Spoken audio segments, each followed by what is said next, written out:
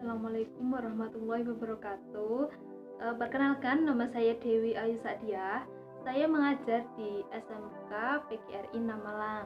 Nah, di sini saya akan menjelaskan materi pada mata pelajaran Administrasi Umum pada pembahasan prosedur pencatatan surat atau dokumen baik masuk maupun keluar, yaitu pada bab 6. Nah, untuk lebih jelasnya silahkan simak video ini sampai akhir, jangan di-skip supaya kalian memahami apa yang akan saya jelaskan.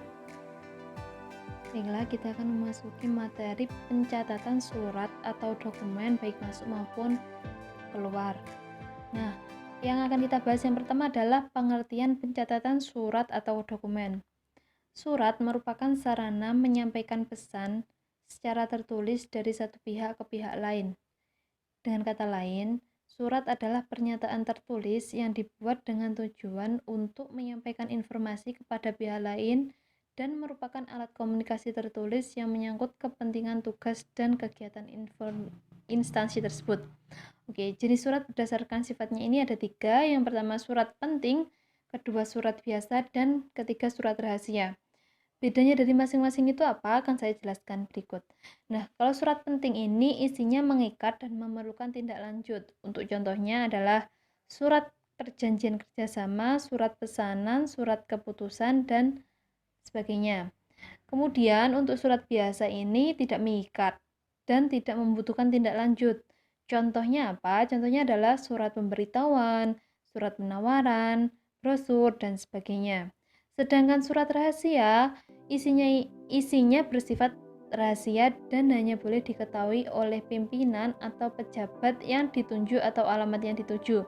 Untuk contohnya adalah surat peringatan, surat pemberitahuan, PIN dari bank, surat pribadi, dan sebagainya. Selanjutnya kita akan membahas pengertian surat masuk dan surat keluar. Surat masuk adalah surat-surat yang diterima oleh suatu organisasi atau perusahaan yang berasal dari seseorang atau dari suatu organisasi. Sedangkan surat keluar adalah surat-surat yang dikirimkan sebagai jawaban atau tanggapan atas surat masuk yang diterima oleh organisasi, kantor, perorangan, atau instansi agar terjalin rangkaian hubungan timbal balik yang menguntungkan kedua belah pihak. Surat keluar yang dikirimkan kemungkinan disebabkan oleh 3 faktor, yaitu surat keluar yang dikirim adalah jawaban dari surat masuk yang diterima. Surat tersebut memang dikirim karena kebutuhan atau kepentingan perusahaan, dan surat keluar dikirim karena akan memberikan suatu hal.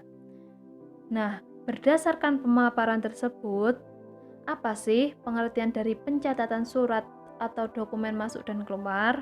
Nah, pencatatan surat atau dokumen masuk dan keluar adalah semua kegiatan yang dilakukan sejak penerimaan surat masuk, pengelolaan atau penyelesaian hingga surat tersebut tersimpan.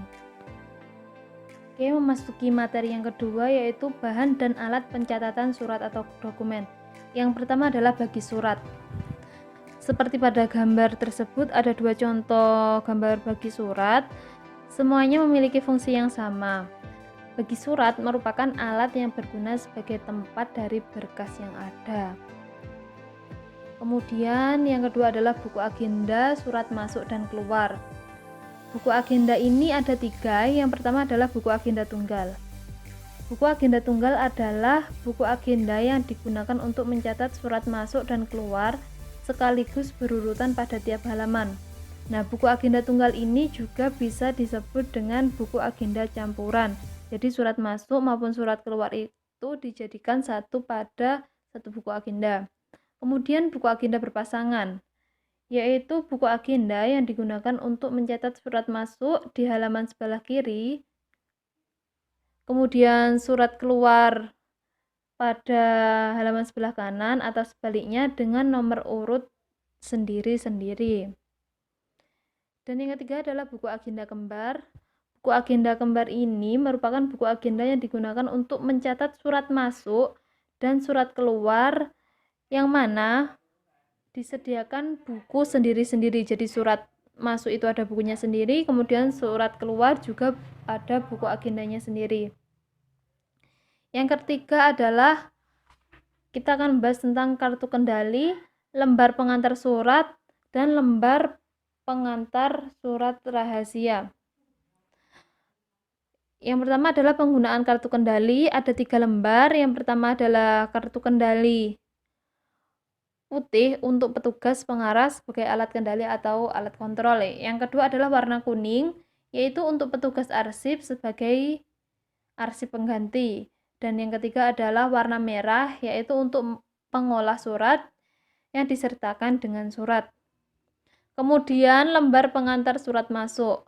Lembar pengantar surat masuk ini juga ada 3, yang penggunaannya sebagai alat ekspedisi dan sebagai alat bukti penerimaan atau pengiriman surat. Bentuknya adalah 4 persegi panjang, ukurannya 15 x 10 cm, bahannya adalah kertas HVS 60 gram. Kemudian lembar pengantar surat rahasia ini hanya digunakan pada surat rahasia. Tampilannya seperti ini, ditujukan kepada siapa, yaitu kepada penerimanya. Tanggal atau nomor surat juga harus ditulis, keterangannya seperti apa ada pada kop, biasanya terdapat pada kop surat yang terletak di sampul surat.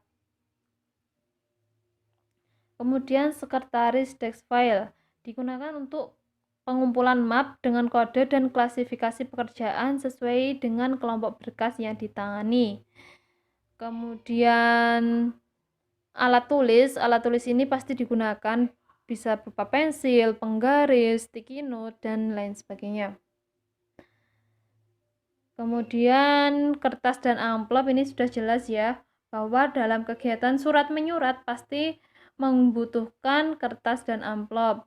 Nah, yang ketujuh ini adalah alat pembuka surat. Alat pembuka surat ini biasanya yang digunakan dalam perusahaan-perusahaan kecil, jarang sekali menggunakan alat tertentu. Biasanya hanya menggunakan gunting atau pinset seperti itu. Kemudian stempel. Stempel ini digunakan untuk mensahkan sebuah surat atau dokumen. Kemudian formulir tanda terima atau buku ekspedisi digunakan pada pola desentralisasi dan buku ekspedisi digunakan pada pola sentralisasi. Jadi kalau formulir tanda terima pada pola desentralisasi, sedangkan buku ekspedisi pada pola sentralisasi.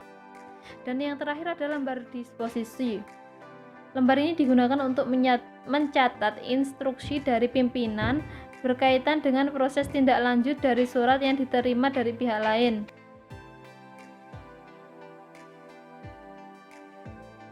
Nah, itu tadi pemaparan yang telah saya sampaikan. Apabila ada yang masih belum paham atau ingin diskusi lebih lanjut terkait materi yang telah saya jelaskan tadi, silahkan tulis di kolom komentar, kita diskusi bersama materi ini. Nah, sekian dari saya. Apabila ada tutur kata yang kurang berkenan atau ada kesalahan, saya mohon maaf. Wassalamualaikum warahmatullahi wabarakatuh.